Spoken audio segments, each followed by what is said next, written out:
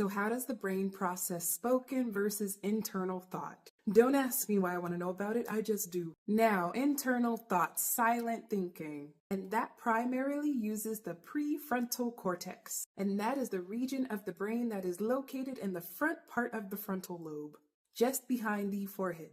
Longer story short, it is important. This is important because this is where the imagination happens, where the planning, where the reasoning happens. And internal thoughts, they can get violent, bro. Your internal thought, it can remain abstract, vague. Or your internal thought can just be extremely emotionally biased. Because who gonna fight me? You don't know about it anyway. You gotta be careful because your internal thought will allow rationalization, where the brain can hide behind internal logic or denial. Because the human brain was not built for just truth. The human brain was also built for survival. Sometimes the truth feels unsafe, it feels really threatening. Or sometimes it is just too emotionally painful and it's just too much. So sometimes instead of your brain facing the truth directly, your brain will step in and use protective mechanisms. And it's really just to defend you against the emotional comfort, even if that means twisting logic or ignoring facts. Hiding from logic means you have selective awareness. You are displaying that your emotional bias will absolutely override reason. That's dangerous. Cognitive dissonance. That is where reality and belief clash.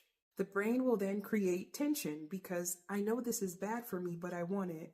Denial, rationalization, minimalization, projection, displacement, all defense mechanisms. But not only are they defense mechanisms, they are defense mechanisms made to keep the truth hidden.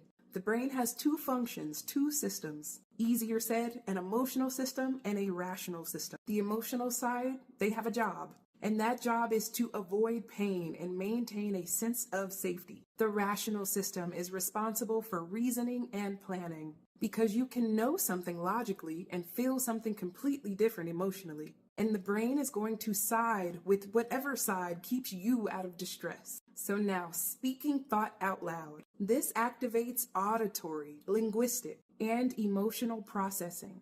Hearing your own voice creates feedback loops. You literally witness your own thought. Saying it out loud makes it more tangible because I can deny it a lot less when it feels so much more real. I'm going to do a part 3, and it's going to be on the emotional and psychological impact of why shit hit different when we say it out loud.